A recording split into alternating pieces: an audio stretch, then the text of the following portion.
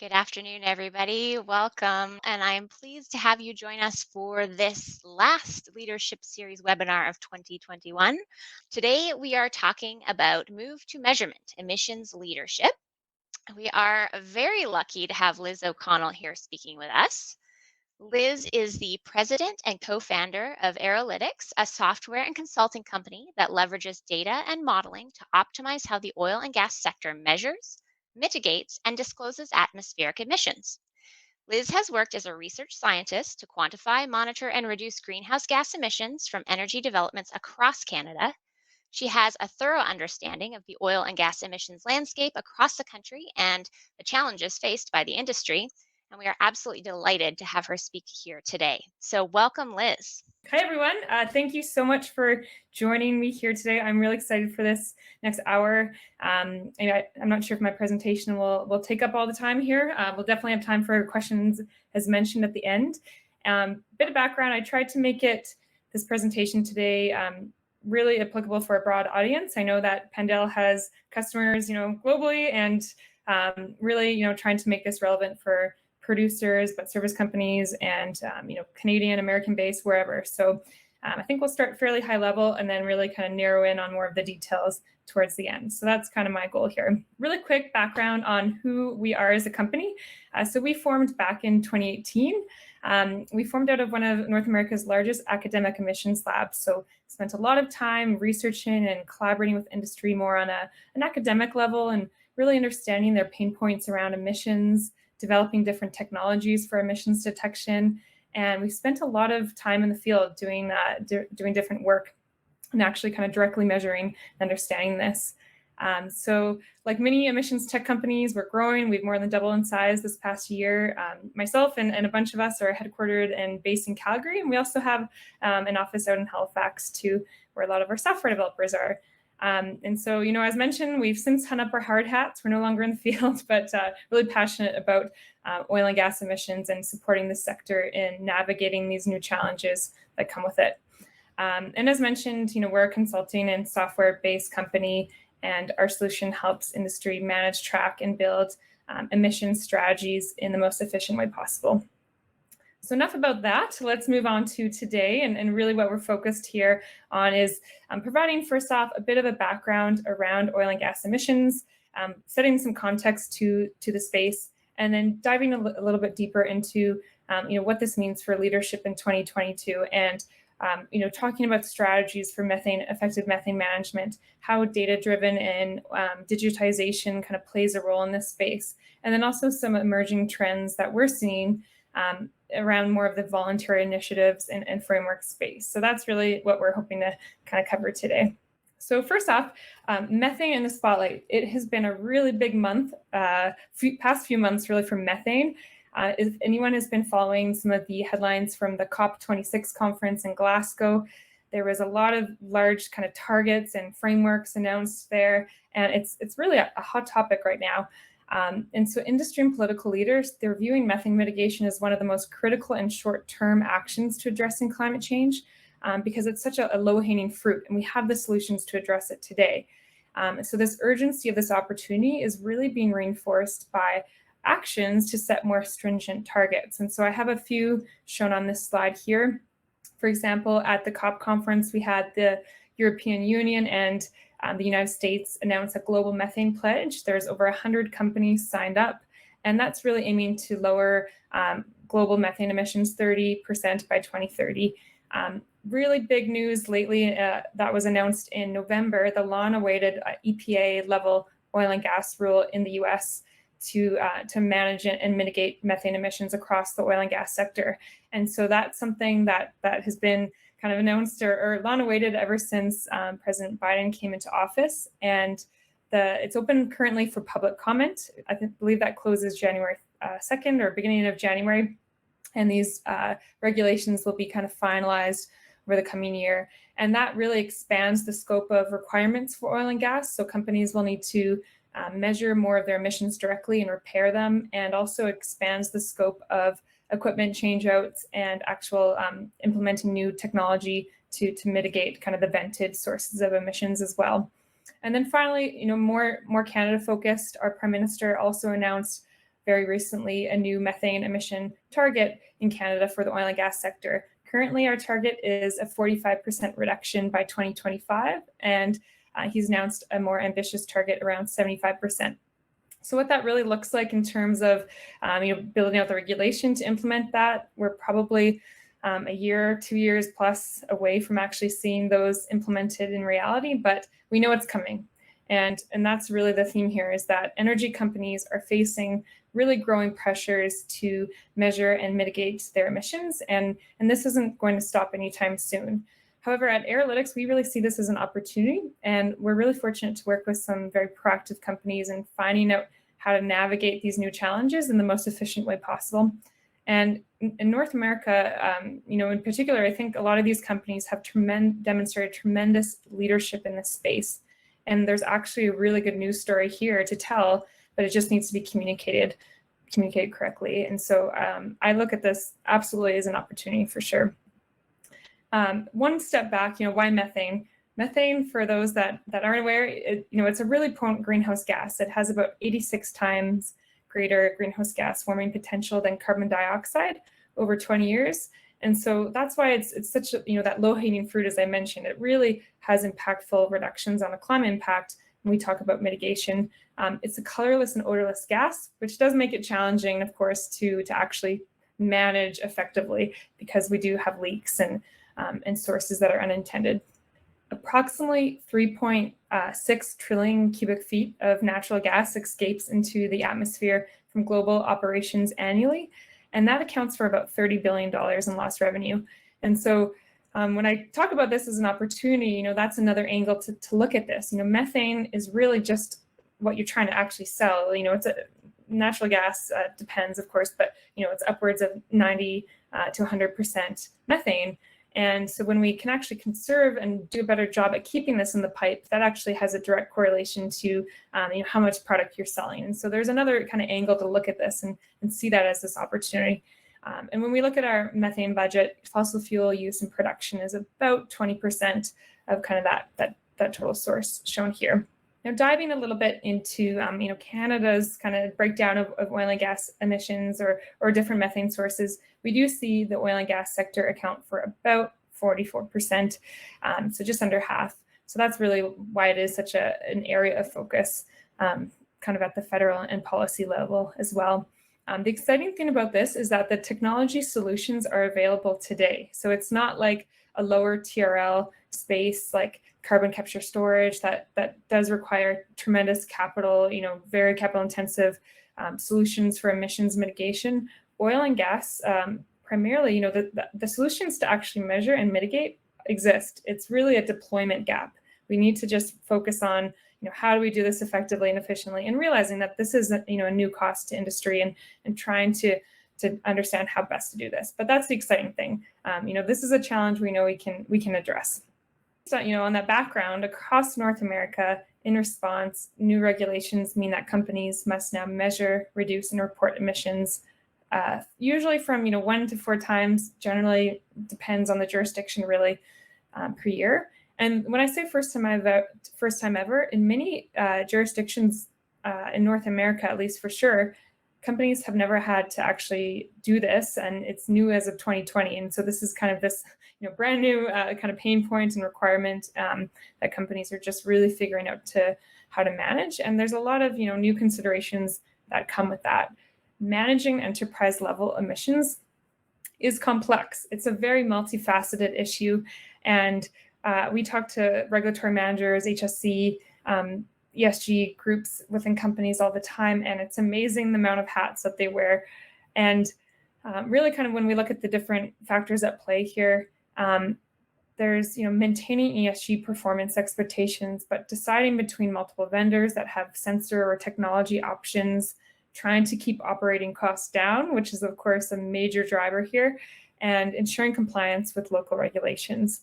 And of course, what do you do with all the data that you're actually collecting? How do you actually act on that and use it to drive decisions? And so this is kind of some of the map and the problems that companies are challenged with in this new era of emissions management. So producers, lots on your plate. Again, we really understand this is a lot at factor, a lot at play here. So just to kind of summarize on the planning and implementation of these strategies, there's a lot of evaluation of different technologies. There's a lot of funding programs navigating different opportunities to have some of this work subsidized, and then the actual implementation of it. So it's one thing to just build the plan and figure it out, but actually implementing it. What are your KPIs for success, and how are you communicating actions between teams, the ops team and the regulatory team? And this doesn't even cover the whole thing. There's things like carbon credits and offsets and corporate reporting and all these other factors that fall under this umbrella of emissions management.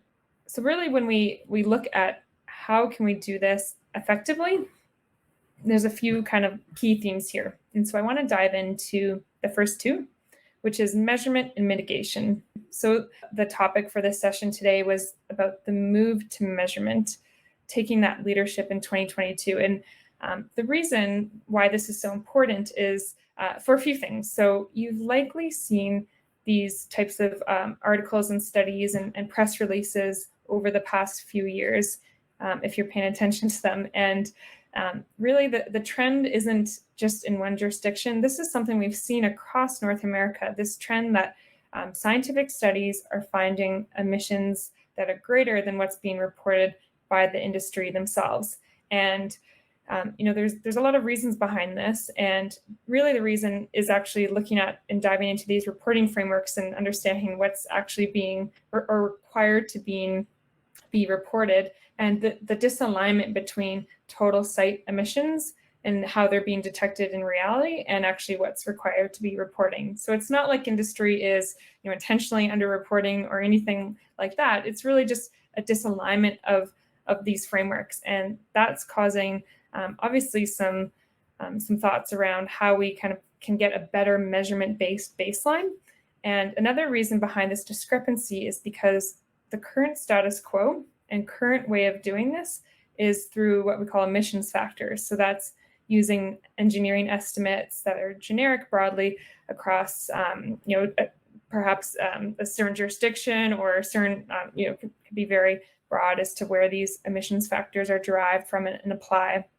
And so often they're not even company specific or anything like that. And so when you start to build your corporate reporting and your emissions off these generic emissions factors, that's not going to be a very accurate depiction of reality and what these, maybe satellites or flyover sensors are actually detecting. And so that's a lot of, again, the reason behind some of these discrepancies. Now, a really good way to address this is to start, that move to measurement yourselves. And so really understanding a measurement-based baseline and trying to build your targets and your corporate reductions off of that measurement baseline. When we think about emissions factors and reporting, another benefit too is when you only report off of these generic emissions factors, it's very difficult to show reductions over time, because these emission factors don't change if no actions are really happening. They're static. And so in your corporate ESG reports, et cetera, how can you actually demonstrate that leadership and that downward trend around this when you're continuing to use these estimates? And so we've actually been talking to a handful of producers lately that have even a bunch of well sites, and they actually want to start directly measuring their emissions across their population of well sites so they can get that baseline and start demonstrating reductions. And that's not even a requirement where they're based in the regulations. Currently, like in Alberta, well sites, you only need to do what we call AVO screening, and that's just hearing, sniffing, smelling, and that's your well site screen. But actually taking the ownership around direct measurement to get that baseline and show those reductions is an interesting trend we're starting to see some companies want to follow and kind of take that next step from emissions factors. So just setting a bit of a context around why emissions measurement is important. Now, as we think about measurement, it's complex. Navigating the diverse array of options is challenging. And for those that are in this space, they know that there's about 100 plus different vendors out there that we're aware of. At Arolytics, we have a technology library of about 100 different companies in this space that have measurement and sensor solutions. And that ranges all the way from the handheld OGI cameras on that top left there. That's really the status quo. That's what industry is kind of the best practice right now. But we're seeing a lot of innovation around fixed sensors, truck-based monitoring solutions. There's drones, there's aerial sensing technologies, and there's satellites. And understanding how these kind of fit together and interact to make an optimized measurement program is challenging, and it's really confusing when you have 10, 20 plus different fixed sensor options and knowing really what is the best solution for your company. But again, taking a step back and really understanding what are the goal of these different measurement technologies is something that's useful. And so there's really three main drivers behind why companies might want to start embracing some of these new technologies. So first and foremost, meeting regulatory compliance. That's kind of the basic, the standard. Currently, as mentioned, it's really that kind of OGI, optical gas imaging camera, that is used for this. But there's a lot of opportunity to implement what we call these alternative technologies, which is essentially anything you see on the slide outside of that camera. And there's huge efficiencies and cost-saving benefits when you start deploying some of these. For example, a plane can cover 200 sites a day instead of a handheld boots on the ground that might only go to 5 sites a day. So there's different trade-offs and values of different technologies. So achieving compliance at the lowest cost possible, that's a great driver and a really important one. And next, we have corporate ESG objectives. And so this ranges. Some companies have a net zero ambition. Maybe there's a methane intensity reduction target, or a methane, it could be just an actual kind of percent reduction, or it really differs between the company, how they're approaching this. But ensuring you build a field program that aligns with that objective from the bottom up is a really important aspect of this. And so, when we work with companies, we always try and figure out what is your overarching kind of corporate goal here. Is it just compliance at the lowest cost? That's absolutely fine. Or is there some kind of higher level, more ambitious target? And then how can we build that program from the bottom up and get alignment with that?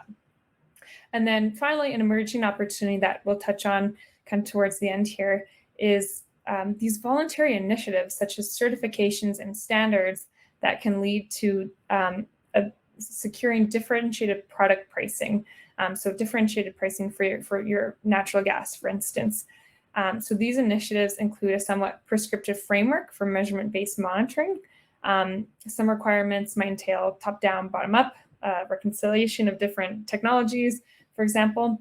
And so that's another kind of area that these technologies can help support in achieving compliance with those voluntary initiatives. And of course, there's different benefits like safety and, when you move to remote sensing and remote technologies, there's other benefits that come with that. So a little bit of an introduction to the landscape around the actual measurement of all of these technologies here. And to visualize this in a different way, I've always found this helpful. I'm a visual learner myself. And so when we compare these different technologies, there's really no one silver bullet, as mentioned. And so we see that, that handheld camera going to a subset of sites a day, whereas the aerial might do 100 plus. A truck-based drive-by solution could perhaps go to 20 to 50 sites a day. But at the same time, you're not going to capture the same sensitivity that a handheld camera that's 5 meters away will get as a plane that's several hundred feet or meters off the ground, and or 1,000. And so really it kind of, there's that trade-off between value and cost and what you're getting from these technologies. And I'll touch on one way that is possible to help plan these programs in a few slides here, and how we can use modeling as a way to develop programs.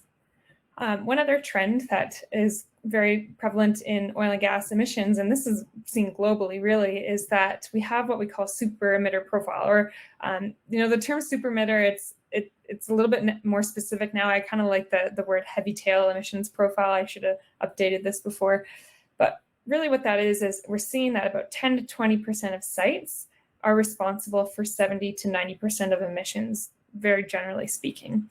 And so why are we wasting our time on these really like point decimal percent of the sites that might have zero emissions, or they have that really decimal point emission. And why are we sending boots to the ground to find those sites just to find that there's nothing? And so really kind of triaging and figuring out the most optimized program to screen and then follow up and act on the sites that really need it the most is another way to manage your emissions as effectively as possible.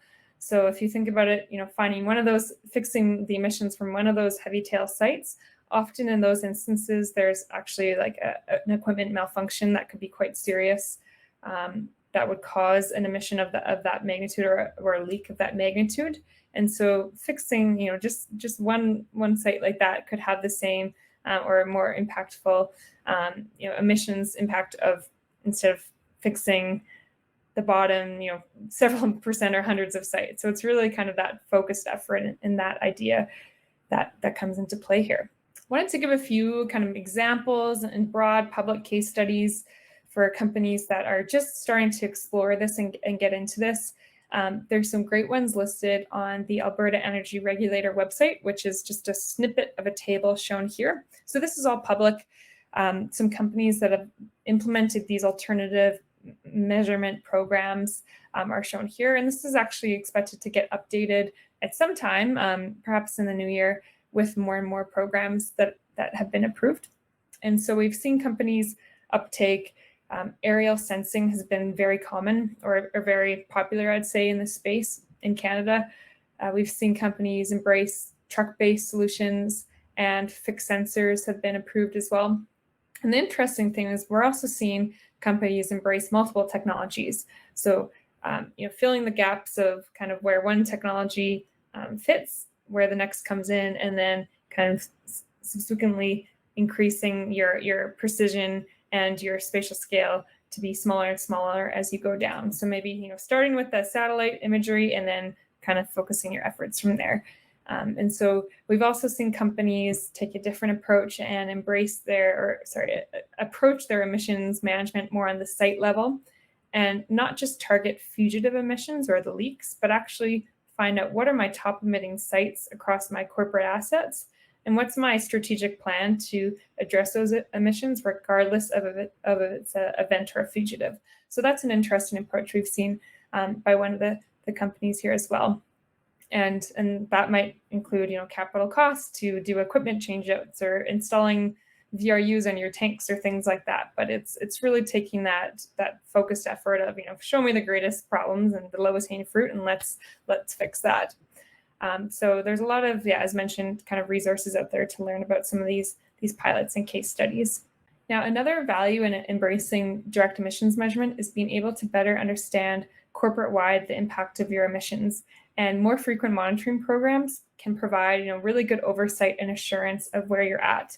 And this is important with the emergence of remote monitoring systems. Like we're seeing satellites come out by NGOs. We're seeing regulators actually implementing their own remote monitoring campaigns. We know that some of the regulators have truck-based monitoring or aerial that are actually just flying over dozens of different operator sites.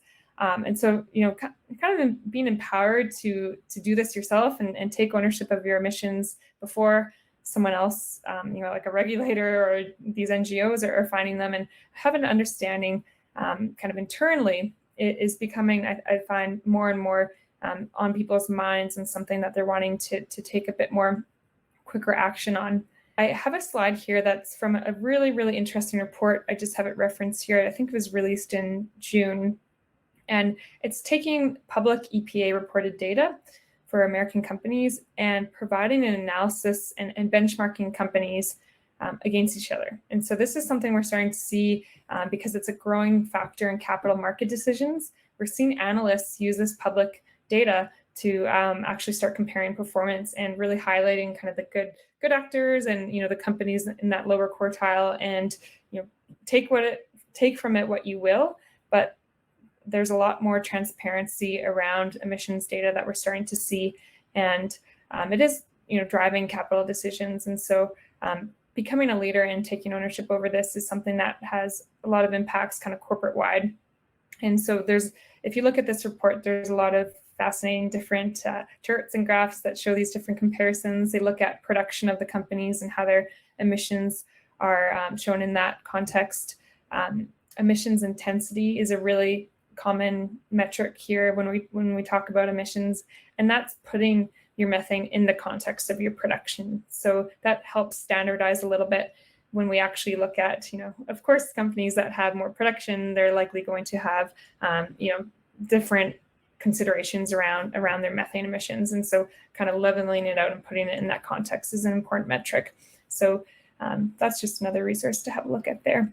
Now, I mentioned the idea of emissions modeling a few slides ago, and just want to come and touch base on that really quickly here. So it's clear now that we kind of introduced all those different technologies for emissions detection, and navigating those different options is complex. But thankfully, there is an opportunity to use emissions modeling as a way to virtually evaluate technology without committing significant capital and time to field pilots.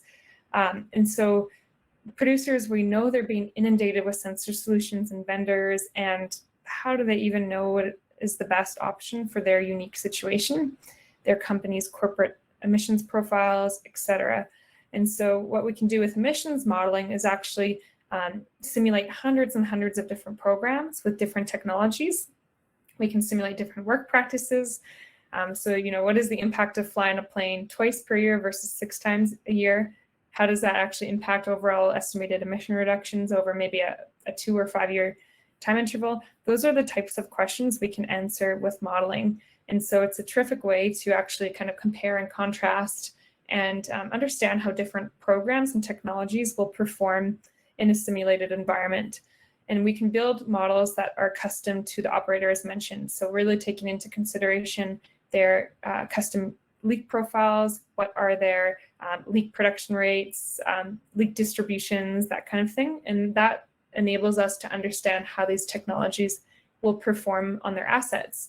So a great example of that is if you don't have any sites with emissions over 500 cubic meters a day, well, a satellite with a minimum detection limit over that will find nothing. And so things like that are important considerations as you build out your corporate emissions programs. And modeling is really an important tool that can support with that. And at Arolytics, this is an area that we work in, and there's a few other modeling solutions out there in the world. I know the word modeling again is abstract, and it sounds like a lot of perhaps kind of work to get this set up, but it's really actually an automated approach where you just spit in some inputs that are kind of company specific, and you have your historic leak detection data, and it helps provide that menu of options for you to really kind of make that decision of different programs in that virtual setting. Now, diving back to, coming back to effective methane management and the different pillars and players here. So we kind of covered measurement and mitigation and those considerations. By any means, no means, sorry, we're getting into really the details around mitigation options, and that's a whole different webinar topic, I think. But looking now on the data side, after emissions measurement data is collected, what does that mean? So how do what does that mean in terms of the understanding? How do we act with it? Reporting, all those different considerations.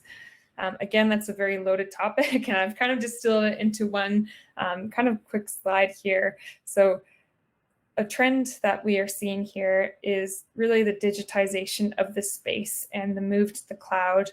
And there's a couple of reasons why this is an important consideration. So the first one is the automation of these work practices. Their emissions management involves very different kind of siloed teams and groups across an operations. We have, the direct field people that are responsible for making the repairs and the fixes. We have the regulatory team that ultimately needs to do, the reporting and the compliance oversight, make sure that these emissions are being repaired in the right time. We have the ESG group. We have sometimes, the CFO is involved on the ESG side. And sometimes in smaller companies, there's one person that wears all these different hats. And so it really, really differs. But the same theme is, goes throughout. There's a need to automate and streamline these work practices and connect what the data from these sensors is seeing to how you actually act on it. And Excel is not the best way to do that because it's, of course, very manual. And so we need systems to, automate these work orders, automate the repair notifications. You're able to grab all the data as you need it and roll it up in these different formats and et cetera. So I think there's a lot of opportunities to improve efficiencies here for companies that aren't doing this in a cloud-based solution. Another kind of consideration here is providing a verifiable platform. So we talk a lot to audit companies, actually. So, the EYs and the KPMGs of the world that audit, of course, financial data. But what we're seeing is an emerging trend that emissions data is going the way of financial data. And it's companies are already having their ESG reports audited by these firms, but there's not really set standards right now for how this data is managed and reported. But that's more consideration around this is something we're certainly seeing. And when we get into some of these voluntary initiatives and standards, that does become a requirement. And so using these systems to provide that traceability, the auditability of this data is an important consideration for companies as we kind of move into 2022. And same thing with QA/QC, and it kind of ties into the verifiability of these systems, is that, of course, Excel is human prone. It's not a scalable solution. It's difficult to trace the lifetime of these data points and understand what actions, has there been human interference with this data, et cetera. And so just from a general QA/QC perspective, cloud-based solutions and the digitization of this process is another important consideration. And ultimately, the goal here is to take a proactive, not a reactive approach. And so when you're working with Excel, often, you're doing that corporate roll-up at the end of the year or something, but emissions is something that more and more companies are acting on, immediately, and getting that real-time insight to go in and act and make those repairs as needed, et cetera. And often there could be, an HSC risk correlated perhaps. And so it's important to have that proactive and understanding exactly where we're at today on methane. And that's something that more digital solutions are able to provide. Now, I think just the last theme here, just a few slides to kind of close up around the idea of methane and voluntary initiatives, because when I think of leadership, it's really, what is going above and beyond? It's one thing to be regulatory compliant and check that box, but what is that next step? And this is a certainly emerging trend that we're seeing in the industry. I feel like I see press releases on this every week of different companies signing on to new frameworks. And I wanted to just provide a really high-level oversight as to what this looks like. First, a bit of context here. Over the past year, the Canadian government has committed over $1 billion in funding programs to support emission reductions in the oil and gas industry. And so there's a lot of money and subsidies and loans being thrown at this right now. And that's really helping industry and supporting them on their actions. And I can dive into that in the next slide a little bit more. But what we're seeing here is that despite the difficult operating environment that we found the industry in over the past couple of years, one thing that has not actually, taken a slug is really the leadership on emissions. I'm speaking broadly here. Of course, every company is in their different space and different part of their journey around kind of building these corporate targets and goals. But we've seen a lot of companies voluntarily step up and say, we have an ambition for net zero, or we have this methane intensity reduction target or a reduction target. A bunch of them are shown on this slide here. And so that's been a really neat thing to see that almost regardless of the price of oil and gas, companies are still acting on this and taking that, because it is a positive feedback loop. Ultimately, action on this will affect your bottom line and your access to capital. And so I think the companies that are becoming leaders in this space are realizing that linkage and wanting to make strong and firm actions in this. Ongoing funding opportunities, as I just touched on that $1 billion opportunity there. So piecing this a little bit apart, I apologize for those that this might not be relevant to. So this is a little bit more Canadian focused here, but there has been $750 million thrown at the federal level to support industry and some of their emission reduction actions here. That's more of a loan-based program. And more on an Alberta scale, these three programs here at the bottom are actually ongoing, and they support companies to adopt equipment and mitigation options, and also collect equipment inventories and help them actually collect some of their measurement data too. And then the last one here, the 17 million, this is actually hot off the press. It got announced a couple of months ago, And this is to support companies in those alternative measurement programs that I introduced at the beginning of the talk with all those different technologies. And so this is a subsidy to help companies deploy these new strategies and diversify how they're measuring their emissions. And expect more news on that. There's a website, amep.ca, I believe it is, and there'll be more kind of RFPs announced for that in the new year. So this is a very evolving space. And again, the money's out there for a lot of this work, and it's just an opportunity to actually get out there and apply for some of these programs.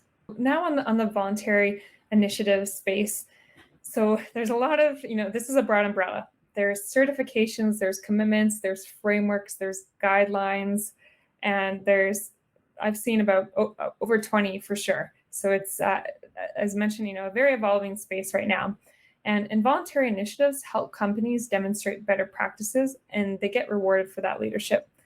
And certification programs specifically, so these are kind of the 4 examples that we have on this slide. So Equitable Origins, MIQ, these are designed to reward producers that meet specific standards and employ best practices in methane reduction, with the possibility of securing preferred pricing as an outcome. And so a couple press releases as examples here. The one on the right from 7 Generations, I believe, was the first in Canada of its kind, now ARC Resources, but they actually found a buyer in Quebec, Énergir, to pay a premium on their natural gas because it had proven ESG and different data metrics and was third-party audited, and they were able to get a certification for that kind of preferred pricing deal. And so that was really kind of a landmark agreement here, and it set the stage. There's been a couple other in Canada now to date. I know Vermilion has one as well. And in the US, we're starting to see this pop up, as mentioned, with a lot of momentum. So we're seeing some very major producers. Some of the multinationals are definitely jumping on this bandwagon, but we've also seen some of the smaller, even private companies pursue this as well. And so it doesn't need to be something that is just left for the massive multinationals by any means.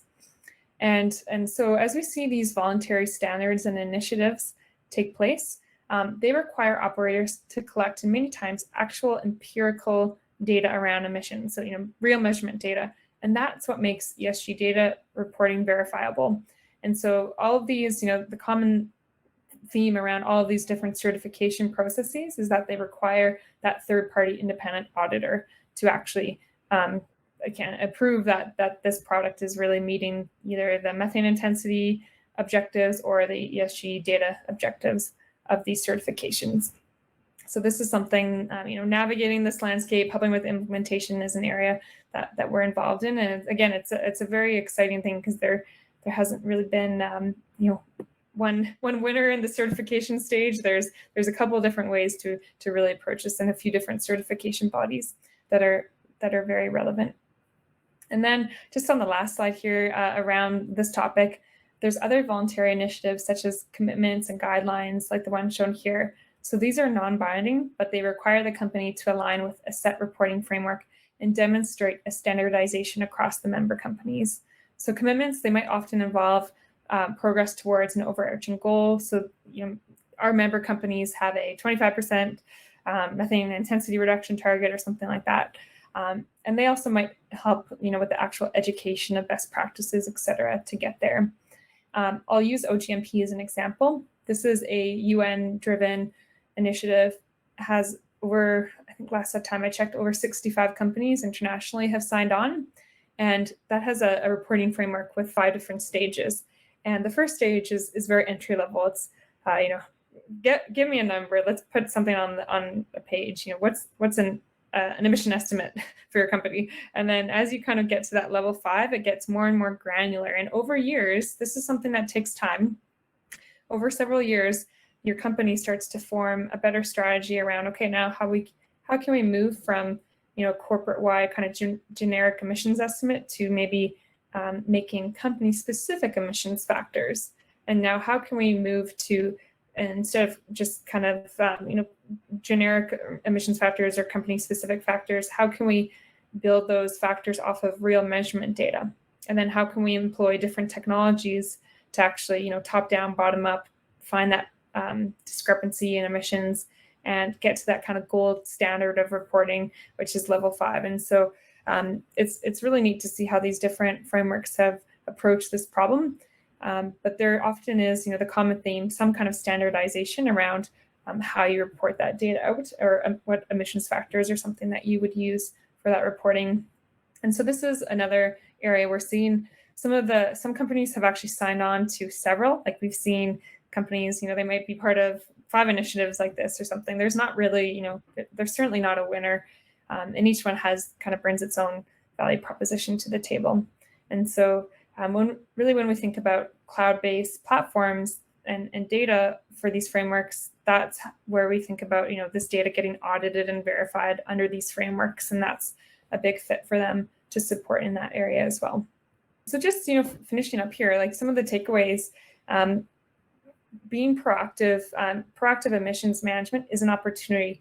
There was a great presentation I saw a couple months ago it was a case study by an operator in the US that turned their kind of compliance or emissions team into a profit center because they deployed emissions technology and they found their leaks. And as a natural gas company, they were able to actually get a pretty good ROI in terms of the cost for actually finding the leaks versus the value they got from fixing them. And so it's just about mindset and company culture and how can we see this as an opportunity? How can we leverage these funding programs that are available and act on this and make a good story? And because I think, as mentioned at the very beginning, like this is a story we need to tell. And we've talked to a lot of smaller companies that are just doing their first ever ESG reports this year. And the industry is moving and this is the direction it's heading. And it's very exciting to see these actions. So, embracing that move to measurement, moving away from these emissions factors, that's going to take time. It's going to have, need regulation to support it in many cases for some companies. And but that's the general trend and trajectory we're seeing. Adopting digital tools and modeling solutions to support and finding practices and efficiencies for this whole workflow. That's another big area of opportunity. You can, there's a lot of opportunity to automate and to streamline and to find best strategies through those digital solutions. Emissions data is going the way of financial data. That was another theme here. So understanding that this may need to get, under certain certifications or standards, may need to get audited, and what are your frameworks and structures to enable that. And then finally, looking at these voluntary initiatives and realizing that there is perhaps a financial incentive here too, like when we think about the certifications and the preferred pricing. So, tying that all back to the first point, this is truly an opportunity if you look at it the right way. A couple of resources here for anyone interested in diving in a bit deeper. I really appreciate this. It's actually a YouTube channel, and they have every so often this group. It's actually run out of Stanford. It's a group of kind of leading emissions experts in the space. There's some industry, some technology, some academic that come together, and their sessions are often recorded and different topics. There's a great one over reviewing the EPA regulations, for example. And so if you're wanting to kind of stay up on the top hottest trends in the methane space, that's a great resource. And then a couple months ago, the EPA put on a tremendous workshop, and this is relevant for Canadian companies as well. There's a lot of case studies from industry around how they're addressing these new issues, and that's a really good resource there. And then just a couple other websites of industry groups and organizations that could support you in your education as companies adopt this new path and journey of emissions management. That's all. If there, I'm always open to and love just chatting with companies about these. So if there's any kind of more specific questions, I'd love to just grab a coffee or have a call about this. So feel free to reach out, and my contact info there. But also, I think we have a bit of time if there is any questions more immediately. Thank you, Liz. That was a lot of really useful and exciting information. You described remote sensing in detail. To what extent do you rely on direct metering and engineering estimates? There's no one set answer to that because satellites are great for getting that really high level picture, but ultimately it's not going to tell you how you act on the ground. There always needs to be that linkage. So that's where we get to more of that metering, that OGI camera, that more detailed look. there's always going to be a need for that for the most part, but it's really just how can we more effectively connect that satellite data to that boots on the ground, more metering and direct measurement, so we can avoid wasting our time at sites that might not need that attention as much. So, do you know if there is a list of emissions by Canadian operator available to everyone? Great question again. So, as you saw, this data is publicly available for the EPA.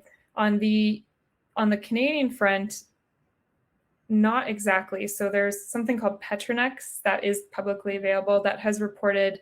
It's more of a production accounting system for those familiar. So that has reported flare, fuel vent, that side of things, but doesn't have fugitives, other aspects of emissions. And so that is a gap. And I know on the Alberta Energy Regulator and the Canadian regulator side, that is an area that they're looking to make this data publicly available down the road. How they'll do that, will they anonymize it? Not sure. So that's a little bit to be determined. Various producers have announced the reduction goals that you've listed. To what extent is the achievement of these goals dependent on receiving some of that government funding that was announced? You know what? I would love to be at that very executive VP level and get into the minds of, there's various companies that support in the development of those really kind of corporate high level net zero strategies. I would assume they're not relying on subsidies to actually achieve those targets and use those more of a nice to have, not a need to have.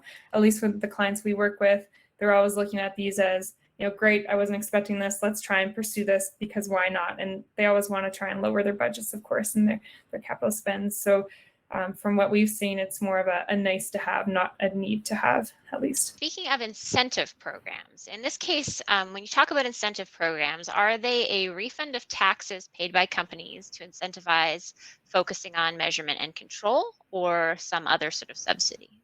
When I talk about incentives in the context today, it was really that certification process of actually certifying that the product you are selling to the downstream market has an emission intensity or ESG data that downstream market will purchase at a premium. So so that's kind of what I'm referring to in that context, is providing it's really kind of case by case what actually that premium is. That's something that is an agreement between the buyer and the seller, but that's really the motive there. Is How are the initiatives related to the EO 100 certification? Is EO the industry standard for ESG requirements? So definitely not.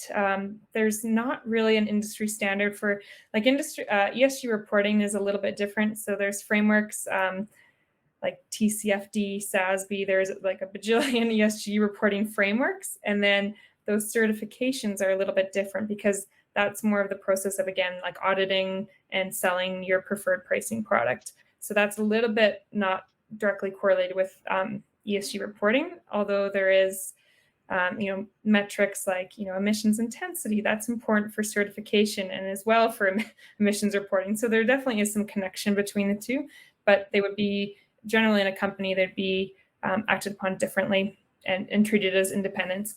And there's really not a standard right now on the certification front. I had kind of those 4 different certification bodies up there. One hasn't claimed stake or anything like that. So it's certainly emerging space. Cenovus is targeting to go zero emissions by 2050. What are the programs that enable them to reach that target? Yeah, good question. So I can only speak to the ones that I am aware of or that we work with. And because there's a lot of, net zero is a really complex issue. Like it's not just about methane when you think about net zero. There's a lot of other factors, and actually looking at carbon capture storage and other processes to mitigate emissions. And so on the direct methane management aspect, Cenovus has taken really proactive actions to deploy these different technologies. They're doing aerial screens. They just released an ESG report actually. And so that's capturing that really site level top-down emission. They have kind of a solution key of exactly where the emissions are at each of their sites, and they're able to act on those top emitting sites. And so they're a great example of one of these companies that has embraced and are kind of piloting some of these different technologies to diversify and meet that net zero standard. Can you tell us what cloud technologies are you using and just go into more detail about Arolytics and what the problems your systems help to solve? Sure, absolutely. So we're a company, we're technology agnostic to start. So we're never going to promote one drone or one vendor or one solution. Really, what we work with when we work with the company, we figure out what is their corporate objective. Is it like that ESG target, that compliance target at the lowest cost, and how can we build a program that aligns with that? So we have a product called Aerofemp. It's an emissions model that helps design these programs and get them approved. And often there's significant cost savings tied with that. So some of our clients have seen about 40% or so cost savings when they build these kind of optimized emissions management programs. And on the SaaS software side, our solution there is called AeroViz, and that helps aggregate all of the data, the real measurement data, and helps connect the workflow, the repair tracking, the disclosure, the analytics, and really kind of provides that end-to-end solution of the overall emissions management for companies. So those are our two products that we offer in this space. And then just general consulting and support to adopt these frameworks and navigate the different landscape of all these certifications. Can you please tell me when we're measuring to various scales and when we've got various uncertainties, both equipment and weather related, will Aerolytics have to resort to statistical statements of emissions? So you talked about spatial scales and weather considerations, and I think that's maybe relevant for the modeling. And so, absolutely, when we do our modeling and kind of build these programs and figure out what technologies to use, those types of parameters, like how the technologies operate under different conditions, what scale they detect at, that's all a consideration on the input. And so that really kind of comes into the development and design of these programs. For example, one of the most prominent aerial technologies can't really fly in winter. It can't really fly when there's snow on the ground. So considerations like that are certainly top of mind. And as needed, we would pull in more of that statistical emission factor data to supplement in the modeling. But generally, we try and build our model and our assumptions off of real historic measurement data that's been collected. Okay, great. Thanks, Liz. All right, those were some fantastic questions. And I thank you so much for your time today, Liz. That was really a great presentation. So thank you very much. Everyone enjoyed it greatly. I hope everyone who is online has a wonderful holiday. And we will be back doing these leadership webinars in 2022. So we hope you can join us then. Liz, thank you again and have a wonderful afternoon. Thanks so much, Eliza. Thanks everyone for listening. And feel free to reach out if there's any other questions. Cheers. Sounds good. Take care.